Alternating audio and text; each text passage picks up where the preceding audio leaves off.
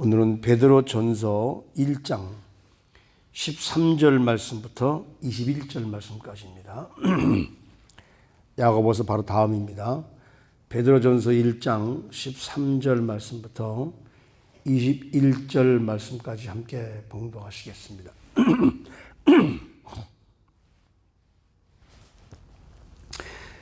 그러므로 너희 마음의 허리를 동이고 근신하여 예수 그리스도께서 나타나실 때에 너에게 가져다 주실 은혜를 온전히 바랄지어다.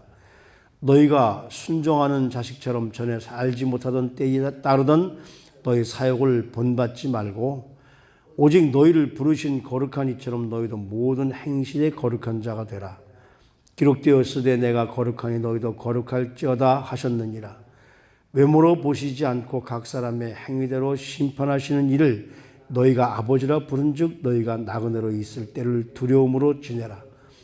너희가 알거니와 너희 조상이 물려준 헛된 행실에서 대속함을 받은 것은 은이나 금같이 없어질 것으로 된 것이 아니요 오직 흠없고 점없는 어린 양 같은 그리스도의 보배로운 피로 된 것이니라. 그는 창세 전부터 미리 알린 바 되신 이나 이 말세에 너희를 위하여 나타나신 바 되었으니 너희는 그를 죽은 자 가운데서 살리시고 영광을 주신 하나님을 그리스도로 말미암아 믿는 자니 너희 믿음과 소망이 하나님께 있게 하셨느니라. 너희가 진리를 순종하셨느니라까지 오늘 말씀입니다.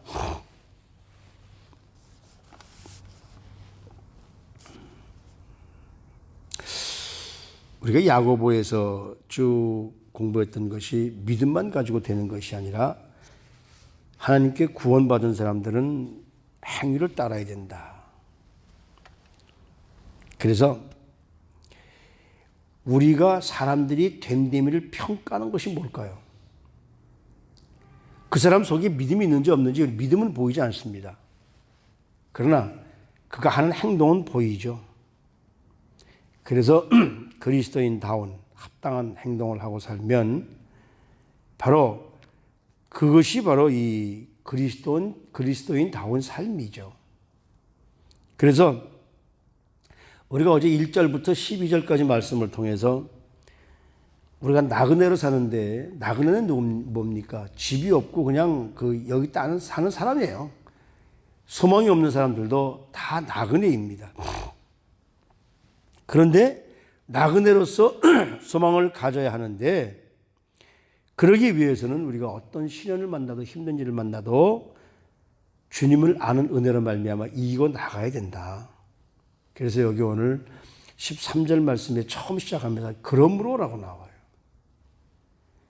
우리가 허리를 동여야 할 이유가 이제 예수님께 다시 오실 텐데 너희가 그 은혜를 받기 위해서는 허투른 삶을 살지 말아라. 허리띠를 동여매지 않은 삶은 어떻습니까?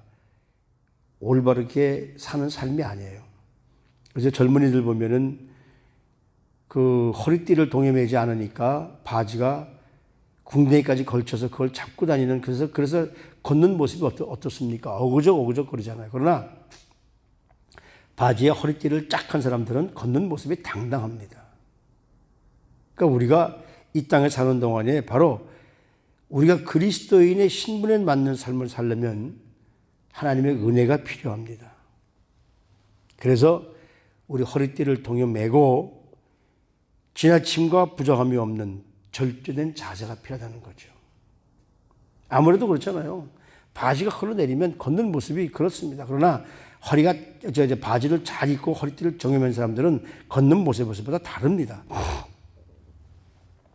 그리고 우리가 가져야 할 것은 뭐냐 하면 우리가 마지막까지 달려갈 길을 마친 후에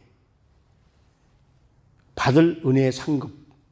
이왕 하나님 나라에 들어가면 우리가 천국에 들어가면 뭔가 모르게 하나님께서 주시는 상급을 가지고 우리 머리에 금면류관을 써야 되잖아요. 예수를 20년, 30년 믿고 죽었는데 하늘나라에 올라가서 보니까 금면류관이 아니라 남들보다 못한 털모자 하나 쓰고 있다면 어떡하겠습니까? 그래서 우리가 어떤 삶을 살아야 되느냐 하면은 옛날에 살던 삶, 14절 말씀해 보면 너희가 순종하는 자식처럼 전에 알지 못할 때에 따르던 너희 사욕을 본받지 말아라. 이걸 그 영어 그 원어에 보면 그 뭐라고 얘기하냐면 이렇게 얘기를 해요. 너희가 아이들처럼 순종해라. 아이들처럼 순종해야 된다는 거예요. 그래서 규칙을 받지 못하는 삶은 어떤 삶이냐면 그 속에 악이 들어와 있기 때문에 아이들은 순전하기 때문에 부모님이 얘기하면 다 따라갑니다. 근데 우리가 커서 사춘기를 지나고 크게 되면 우리 속에 악함이 들어와 있기 때문에 우리는 어떻습니까? 규칙을 따르지 않으려고 해요. 지금 이 온 세계를 지금 그 잡으려고 하는 이 미국도 지금 어렵게 하는 이 공산주의, 이 페미니즘 이런 사람들이 하는 이게 뭐냐면 반항해라 이거예요. 규칙들 따르지 마라 이거예요. 그래서 트럼프 대통령이 부르짖는 것이 법과 질서입니다. 아니 법과 질서대로 따르지 않으면 세상이 어떻게 되겠어요? 하나님의 법대로 따르지 않으면 어떻게 되겠어요? 여기 뭐냐면 순종하는 자식처럼 어린아이같이 순진한 모습을 가져야 너희 마음속에 evil desire, 악한 욕심이 너희를 규칙대로 따르지 못하게 살게 한다 이거예요. 너희가 살 때에 세상을 무시하고 규칙을 무시하고 법을 무시했던 것처럼 그렇게 살면 안 된다는 거예요. 그래서 어떻게 살아야 되느냐? 15절 말씀에 보면 뭐라고 그럽니까? 너희를 부르신 이가 거룩하니까. 너희도 그분을 따라서 거룩한 행실을 하고 살아가라.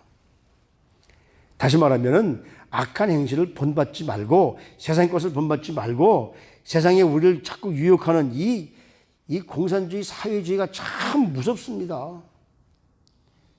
부모 말씀도 거역해라. 선생님 말씀도 거역해라. 아이들이 그런 걸 가르쳐요. 그러니까 이 아이들이 커서 어떻게 됩니까? 이제 지금 우리가 이번에 만약에 트럼프가 된다고 해도 앞으로의 세계가 걱정입니다. 왜? 이 잘못된 전교조 교사나 이런 교사들이 미국도 마찬가지입니다. 아이들을 이렇게 잘못 가르치고 있기 때문에. 여러분들은 어른들의 말씀을 따르십시오. 여러분들은 하나님 말씀을 따르십시오 해야 되는데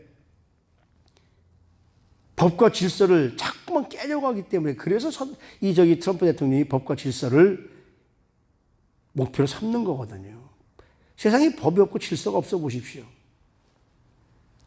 뭐 어떤 사람들은 뭐 법대로 살지 않아도 아니요. 법대로 살지 않으면 안 됩니다. 그래서 뭐라고 그러냐면 기록되었으되 내가 거룩하니 너희도 거룩할지어다. 이게 어디 있는 말씀이냐면 레위기서 11장, 레위기서 19장에 있는 말씀입니다. 하나님이 우리에게 내가 거룩하니 너희도 거룩하게. 그 말씀은 뭐예요? 내 행실을 본받아라는 얘기죠. 여기서 그 본받지 말라는 그런 말이 그 헬라어 원에 뭐라고 그러냐면 그 시스케마티조마이라고 합니다. 그 말은 뭐냐면 어떤 것을 그 형태를 이렇게 찍어내는 것을 그 얘기하거든요. 그러니까 세상이 다 죄를 살기 때문에 이 정도는 죄가 아니야. 이 정도는 남들 다 하는데 뭐. 그건 그 사람들의 그 이제 믿지 않는 사람들이 얘기고요. 우리 그리스도인들은 그걸 따라가면 안 되잖아요. 그렇기 때문에 우리 신앙심 있는 삶은 어떻습니까? 날마다 긴장을 하고 물을 거슬러 올라가는 그 물고기처럼 아무리 통나무가 커도 그거는 물에 따라갑니다. 왜? 죽어있기 때문에. 우리의 영혼도 죽어있으면은 세상을 따라서 세상의 물결대로 흘러갈 수밖에 없어요. 그러나 아무리 작은 송사리라도 살아있기 때문에 물의 흐름을 따르는 것이 아니라 물을 거슬러 올라갈 수 있습니다. 우리의 영혼이 살아있으면 세상의 풍조대로 살지 않고 하나님 말씀대로 살면서 세상을 걸러서 거슬러 올라갈 수 있는 그 긴장감과 노력이 필요하다는 거죠. 그러니까 우리 하나님께서 주시는 거룩함을 가지고 살아야 됩니다. 그러기 위해서 해야 될 것이 뭡니까? 여기 13절 말씀에 마음의 허리를 동이고 너희 마음의 허리를 동이고 근신하여 예수 그리스도께서 나타나실 때에 너희에게 가져다 주실 은혜를 온전히 바랄지어다. 은혜를 받기 위해서는 이 땅에 사는 대로 세상에 맡겨서 우리도 그 유혹에 따라 사는 삶이 아니라 마치 그 요즘에 그 아이들 허리띠도 안 하고 그냥 바지 흘러내리는 걸 바지춤을 잡고 어그적 거릴 것이 아니라 허리띠를 하고 마음을 꼿꼿이 해서 허리가 딱 그 동이면은 자세가 딱 똑바라집니다. 우리를 부르신 하나님의 은혜처럼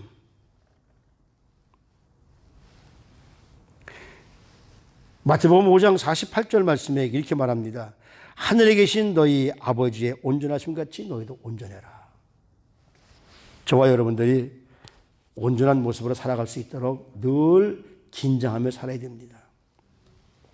또 누가복음 6장 36절의 말씀에 보면 나더러 주여 주여 하면서도 어찌하여 너희는 나의 말을 듣지 않고 나의 말을 따르지 않고 나의 말대로 행동하지 않느냐라고 우리 주님이 그렇게 말씀하세요. 그래서 우리가 늘 하나님 말씀을 마음에 두고 허리를 동이고 살아가야 할 필요가 있다는 것을 느끼게 됩니다. 하나님은 우리를 외모로 보지 아니하시고 우리의 속사람대로 행한 모든 행동대로 하나님은 심판하신다고 말씀하세요. 외모로 보시지 않고 각 사람의 행위대로 심판하시는 이를 너희가 아버지라고 부른즉 너희가 나그네에 있을 때에 두려움으로 지내라. 이 나그네들은요 무책임합니다. 여기 한번 보십시오. 길거리에 보면 이 홈리스들은 자기 집도 아니고 뭐 할 게 없으니까 그냥 있다가 그냥 떠나버리고 말아요. 그러니까 그거 지저분합니다. 막 쓰레기들이 잔뜩 쌓여 있고. 근데 홈리스들 가운데도 가끔 오늘도 여기 한 사람이 있던데 이 사람은 보면 있다가도 갈 때 보면 깨끗이 치우고 가요. 그러면 뭐라고 그럽니까? 야, 그 사람은 좀 괜찮은 사람이다. 나그네의 삶은 남들이 뭐라고 하든 상관없이 그냥 뜨내기이기 때문에 그냥 우리가 나그네로서의 삶을 산다면 남들에게도 뜨내기 취급을 받게 돼 있거든요. 그러나 어떻습니까? 주인들은 그렇지 않습니다. 거룩한 사람들은 그렇지 않습니다. 늘 책임감을 갖고 삽니다. 지나가다가 하다못해 종이라도 하나 줍는 것은 나그네의 삶이 아니라 주인의 삶인 것이죠. 교회에서도 마찬가지입니다. 다 그런 건 아니겠지만 지나가다가 예배당 안에 무슨 이런 휴지가 떨어져 있어도 줍는 사람은 누구냐 하면 그 교회를 하나님의 교회로 주인을 생각하는 사람들은 좋습니다. 그러나 그렇지 않은 사람들은 그냥 떨어졌나 보다. 참 안타까운 것은 자기가 예배당에 들어올 때 예를 들어서 목이 말라서 컵을 가지고 물을 가지고 들어왔으면 예배 끝나고 나갈 땐 갖다 버려야 되는데 그냥 놓고 나가는 사람들도 있어요. 왜 그럴까요? 주인의식이 없기 때문에 그렇습니다. 그 주인의식은 이 교회 내가 주인이다 이런 게 아니에요. 교회는 우리 주님의 것이고 하나님의 것인데 바로 이 교회는 내가 이 교회의 한 영혼으로서 주를 위해서 섬기는 거다. 그런 의식이 없기 때문에 그래요. 그 아이들 같습니다. 아이들은 그렇잖아요. 청소하는 사람이 지나가면 나도 그냥 내가 하나 떨어졌으면 집으면 되는데 목사님 여기 휴지 떨어져 있어요. 이거 뭐예요? 목사님 보고 집으라는 얘기 아니에요. 목사님 화장실 고장났어요. 자기가 고치면 안 됩니까? 그 속에 그런 것이 없기 때문에. 그래서 청지기로서 살아가기 위해서는 어떻게 됩니까? 정말 우리가 하나님이 주신 법과 질서를 통해서 자기 자신을 절제하면서 자유를 누리며 하나님을 경외하는 모습으로 살아가는 것이 진정한 그리스도인다운 삶인 것이죠. 하나님은 절대로 우리를 학벌로 보지 않습니다. 잘생긴 걸로 보지 않습니다. 우리가 어떤 모습의 삶을 사느냐, 거룩한 모습의 삶을 사느냐를 보신다는 것이죠. 동시에 우리는 바로 이 하나님을 두려운 모습으로 살아야 됩니다.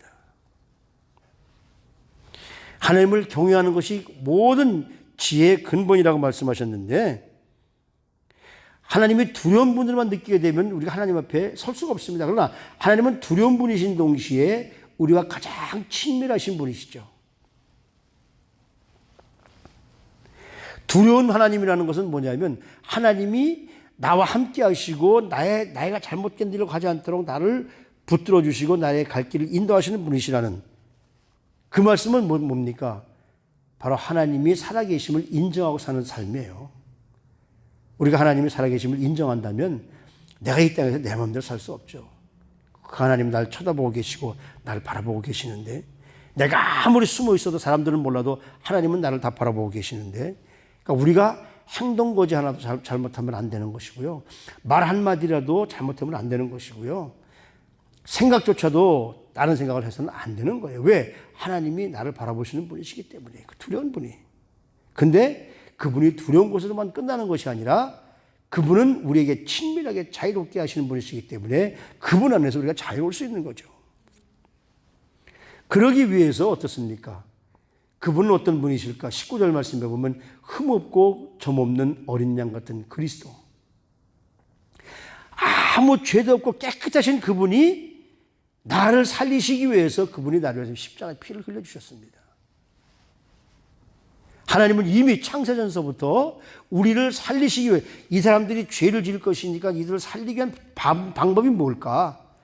바로 독생자 예수 그리스도를 이 땅에 보내셔서 우리를 위해서 희생하게 하시는 것, 그것이 하나님의 계획이셨어요. 그분이 그 예수 그리스도께서 십자가에 죽으셨는데 그분을 살리시고 영광을 주신 하나님, 그분으로 말미암아 우리 자녀가, 우리 하나님의 자녀된 우리가 소망을 갖고 살 수 있게 됐다. 이 얼마나 감사한 일입니까? 우리의 삶을 보면, 우리 행동을 보면 전혀 하나님 앞에 쓰임받을 만큼 자격이 없는 사람인데, 오늘 아침에도 오면서 둘이서 그런 얘기를 했습니다. 우리가 무슨 자격이 있어서 이 자리에 섰고 이 자리에 섰다가 이제 좋은 사람에게 물려줄 수 있는 이런 은혜를 가졌을까? 하나님이 우리와 함께 하셨기 때문에, 우리 기도를 응답해 주셨기 때문에. 인종차별 그 운동가로서 노벨 평화상을 받은 남아프리카 공화국의 그 대주교, 여긴 그 개신교지만 성공회, 영국의 그 교회를 받아왔기 때문에 성공회를 그 믿거든요. 성공회가 거기서 주가 되어 있거든요. 성공회 대주교였던 데스몬드 투투라는 그 성공회 주교가 있는데 흑인이에요. 그 사람에게 어떻게 당신이 그 대주교가 될 생각을 했습니까? 라고 물어보니까 이런 얘기를 해요. 이 데스몬드 투투가 어린 시절, 그때는 이미 마지막까지 그 인종차별이 심했던 나라가 바로 이 남아프리카 공화국이거든요. 1980년, 70년대까지만 해도 그 흑인과 백인이 같이 있을 수 없었고요. 따로 살아야 되고. 그리고 그 당시 이 데스몬드 투투가 자랄 때, 어린이가 자랄 때 엄마와 함께 엄마의 손을 붙잡고 길을 가고 있었습니다. 그때는 어떤 때냐면요. 백인들이 걸어오면은 흑인들은 지나가다가 자리를 비켜주고 고개를 숙여서 지나갈 때까지 기다렸다가 지나가는 것이 바로 흑인들이 삶이었었어요.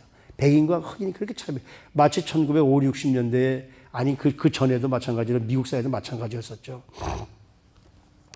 그래서 백인이 오면은 저기서 미리 뒤로 물러나서 마치 우리 한국의 왕이 지나가면 이 머리를 조아리는 것처럼 그 정도까지는 아니지만은 고개를 숙이고 다 지나갈 때까지 기다려야 하는 그런 시절이었었는데, 이 투투가 어머니와 함께 손을 붙잡고 어느 길을 가고 있었는데 반대편에서 키가 헌차히 큰 백인이 오다가 말고 자기들이 엄마하고 지나가니까 자리를 비켜서서 지나갈 때까지 기다리고 모자까지 벗어서 경의를 표하고 있더라는 거예요. 어린 투투의 눈으로 볼 때는 이게 상상이 안 되는 일 아닙니까? 그래서 이제 그 사람이 지나간 후에 엄마한테 묻습니다. 엄마, 저 사람은 어떻게 저럴 수가 있어요? 그랬더니 엄마가 이렇게 말합니다. 그것이 이 투투의 인생을 바꿔놓은 것이죠. 저분은 다른 분이 아니라 우리 여기 성공의 주교란다.